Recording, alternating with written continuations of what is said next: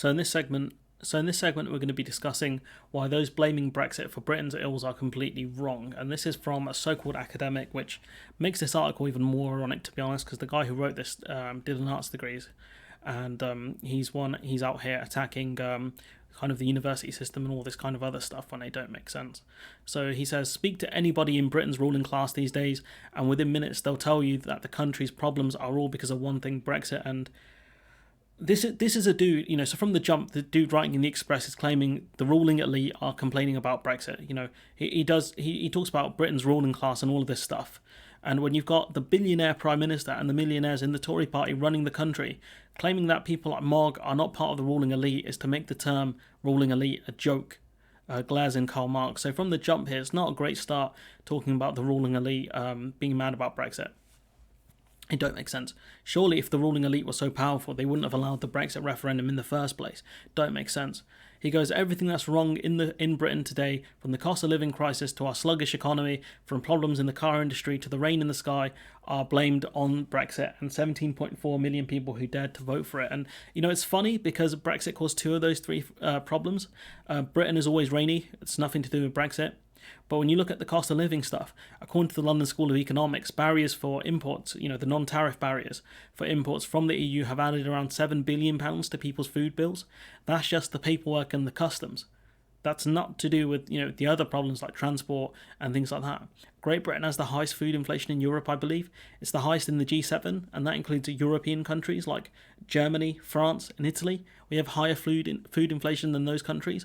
We're an outlier. And we're world beating in that regard, highest inflation around. And it's important to look at the reasons why.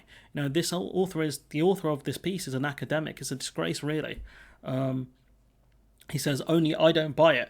I really don't. For a start, many of the Ramonas who dominate our institutions routinely ignore the fact that almost all of these problems are on display in many other democracies. Slow growth in the Eurozone must be Brexit. Stubbornly persistent inflation across Europe is Brexit. And this is what I mean. Other countries are struggling. You can see that in the numbers. But Eurozone inflation is still lower than ours. So it doesn't make sense. And I keep having to point out the fact that the Eurozone is mostly doing okay. They've recovered. They've recovered okay from the Russian invasion of Ukraine. It's not perfect, but they're doing better than us. Germany's struggling, yes. But Germany's back to its pre-pandemic levels. We are not. Germany have gained more ground than us, so a drop-off makes some sense. They're way more impacted by the sanctions on Russia because Germany did more trade with them. They were far more reliant on gas, things like gas and oil. And, fair enough, I've done this in previous videos. I probably haven't given Germany enough credit for, allowing the sanctions to happen because Germany could have tried to, block them. They did try and reduce them and slow it down a bit in order to help them transition. But, I do have to give Germany some credit because they are in a much better position than us when it comes to things like food inflation. Their gas and oil was far less impacted than ours was, and yet we're still paying more for our energy than they are. So something clearly is wrong here. But rest in peace, nuance, because guys like this killed it. He says to blame all our problems on the B word not only ignores how these problems are global, but reflects the extent to which our elites are afflicted with Brexit derangement syndrome, a curious illness whereby everything is traced back to the events of 2016. And dude, we get it. There are global problems. These are global issues, but we are impacted more than other nations. The politicians share blame for that, yes. But Brexit was never workable. I don't know what the cost of food imports would go up by if we did full import checks, but given the checks right now are minimal, I imagine it's going to be way higher than that 7 billion figure that LSE got to just on non-tariff barriers, because we're not doing physical inspections and things like that. That would add tremendous cost to our food. Even Mogg admitted that the cost of imports would go up dramatically if we did these checks. That's why we have avoided doing full checks. We've gone so far as to reduce the amount of checks we're doing on all goods that are coming in, be it rest of the world or EU. It's mental. So we know Brexit is impacting us across the board here. And so for us to point that out and be told we have Brexit derangement syndrome is deranged in itself. But it's him that's the deranged one. I kind of despair at this, people. I'll be honest. He says, I don't know about you, but I've always found it puzzling how those who are desperate to rejoin the EU routinely ignore what's actually happening there. It may be far from the economic and democratic paradise they think it is. And he's talking about the EU as a whole here, but the EU is a collection of member states. That's the thing. So he can complain about the way the system the EU is set up, but the EU system is set up and designed to be in the interest of its member states. And economically, again, they're doing better than us. He says there's something else, there's something deeper going on too, very ominous. He says blaming Brexit lets our leaders off the hook. It distracts us from looking at how it is they, not Brexit, who have so far completely failed to tackle Britain's problems. It's not Britain that created the low growth, it's not Brexit that created the low growth, low wage, London-centric economy, which has left the rest of the country lagging behind. And, bro is reaching so hard to blame these elites. The only elites who I think really wanted Brexit were hedge fund owners who made a lot of money shorting the pound during the referendum. The same ones who did during, under the crazy Liz Truss budget. Dude keeps talking about elites. He's obsessed with them. But, he won't define who they are. Brexiteers kept talking about the establishment, but they were part of the same class. Farage and Mogg were not working class lads who made it into wealth. These were guys who were always financially well off. Mogg more than Farage, of course. The anti-elite stuff is a joke. Attacking the EU for anti-democracy. Like, have you seen the state of the UK, brother? It's not good. And, partially he's right. Brexit has let politicians off the hook in a sense. But it was this current crop of Tories that inflicted Brexit on us. So it's right we blame them for the Brexit problems. But no government, regardless of how competent, they were, could have made Brexit work. Maybe if we stayed in the single market and customs union, things wouldn't be this bad. I know for a fact they wouldn't be. We could be like Norway, but inside the customs union after referendum. It was something that kind of Barnier talked about. Brexit didn't always have to be the way it was, but given the people that we elected, it had to be. And as an ex-member, they ain't gonna make special kind of allocations for us anymore. That's the problem. He says it was the main two parties between the 80s and the 2010s completely hollowed out Britain's economy and reshaped it around London and the graduate minority, which I think is kind of bogus because it would be the 1980s up to about 2016 really, or even 2020 really, if you're going to make this argument. But ironically, this guy would be on part of that graduate elite he's so angry at. He's not fully wrong with successive governments failing to respect trades and other non-academic stuff. It does feel like the system is geared towards people getting things like arts degrees, which are good. They are good, but the thing is, they're not the end all and be all, and you need a diverse set of skills in order to fuel an economy. And I think successive governments favoured those arts degrees over things like tech-based degrees or engineering degrees, STEM fields and all the kind of stuff that people are always banging on about, things like engineering. Governments seem to just favour letting the financial services carry the economy, which creates a really imbalanced economy. But that will get undone now once those services start leaving the UK. We're already out of Lugano, so that well-regarded justice system we have won't be used as much because courts in other countries can strike out decisions UK-based courts have made regarding disputes. These impact families and multinational companies. It will make divorces for families of multiple ethnicities really difficult. That's for sure. You imagine if you've got two citizens from two different countries that settle in the UK and they go to get a divorce in the UK. One of them could say, actually, I don't agree with that. I want the courts, the kind of divorce to be decided by a different court in a different country. Within the EU, I think they can do that. And it causes problems. Regarding multinationals, the same thing. If you take one of them to court, they can say, well, we don't care about the UK ruling, as we want it done in Germany or France or wherever. That's what it means to be outside of Lugano. And all those kind of well-paid lawyers in the City of London won't get as much business. That's a big problem. Financial services are on the chopping block as well, but that's more of a slow burner. But the argument that the society is built, or kind of the economy in the country is built around some sort of graduate elite here is just nonsense.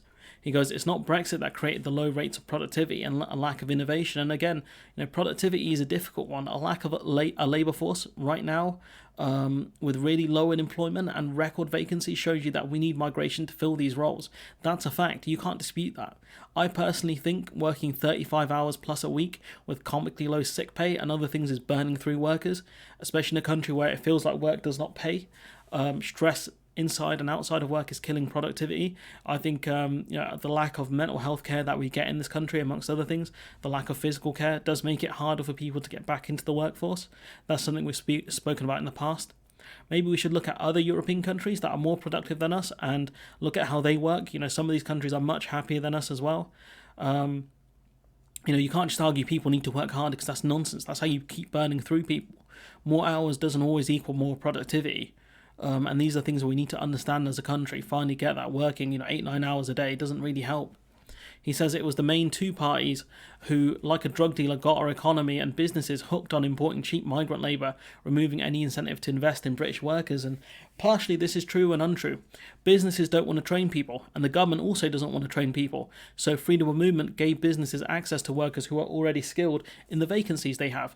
Now they don't have access to that labour force anymore, and they still don't want to train people, because training people costs money. And given the cost of taking certain training courses like vocational ones, it's no wonder we have a shortage of those type of workers, because you're asking people to pay out of pocket for, to learn these courses, which is, expensive and time consuming. All of this notion about cheap labour is nonsense.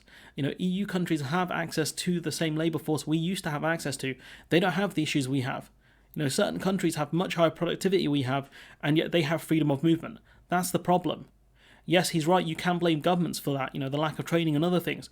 But this framing of cheap migrant labour needs to die, and these workers were the reasons why, these workers were not the reason why British workers were not being trained. And, if they were the reason, if freedom of movement was the reason why British workers aren't being trained, why are we not seeing massive amounts of training happening now? Why aren't we seeing, a workforce in, vast amounts of training schemes? There's a reason for that. It's because businesses don't want to pay for it. That's why, and the government don't want to pay for it, because both sides are looking at each other like the Spider-Man meme, expecting the other side to do something. Like, come on, dude. I guess when you write in the Express, you only need that C-grade propaganda, a tiny, tiny nugget of truth, and you can claim is true, mixed in with absolute nonsense. This guy's a joke. It's not Brexit he says it's not Brexit that reshaped Britain's economy, culture, and the institutions around a minority of liberal graduate class. The members of which all share the same values and backgrounds and look down at their fellow citizens. And again, this minority of graduates that apparently run things is funny, because again, this guy's a uni graduate with an arts degree. So if the UK is built around him, why is he so mad? And the argument that they all think the same is absolute nonsense. Some of these people are privately educated, some aren't. They all have vastly different ideologies. I myself have an arts degree. My views on things are very different to this dude's. So the argument that, this liberal elite that are university educated is just nonsense. Absolute nonsense. Why can't he seem to admit that this fake world he created is one where he benefits? The dude's put himself in a genjutsu or something. Even now, graduates are not, graduates of with these degrees are not benefiting from the system and have not done so for a while. An arts degree won't get you that far, because employers want someone with experience, but won't take a chance on people that don't have much experience or no experience. It's the experience paradox. He says it's the main two parties who over the last 50 years doubled down on people with degrees while failing to invest in vocational education for those who, ironically, we now desperately need. It's not Brexit, which created a low-growth, high-tax economy, which leaves businesses stifled with red tape. And, for me, I would argue that taking billions and billions of pounds out of the exchequer won't lead to a low-tax economy. That's the problem. The trust budget was funded basically on borrowing, which people are like, I don't think that's a good idea. If trust actually had the money to cut from services and things like that from schools and whatever, she wouldn't have been in the situation she was in. And he's not 100% wrong to an extent. We have seen successive governments fail here, but you notice he didn't offer any solutions either. You would think a guy so passionate about this would. Things like more accessibility for vocational courses and more funding for schools who want to offer these places. Maybe bringing up the apprentice wage to be up there with at least the minimum wage, but you can't live off an apprentice wage. It's only a few pounds an hour. Things like this would help, but all this guy does is cry about a system that only exists within his own mind. Governments deserve criticism for pushing academic studies instead of a mix of different things, vocational stuff. Yes, the government have failed on that. Absolutely they have. And I think one of the reasons they don't push vocational stuff is because it costs more to teach people, because you need all of the raw materials. I hope when Labour come in, they really push the vocational stuff, but I'll have to wait and see on that one. We need a national reset on our views on vocational training and apprenticeships.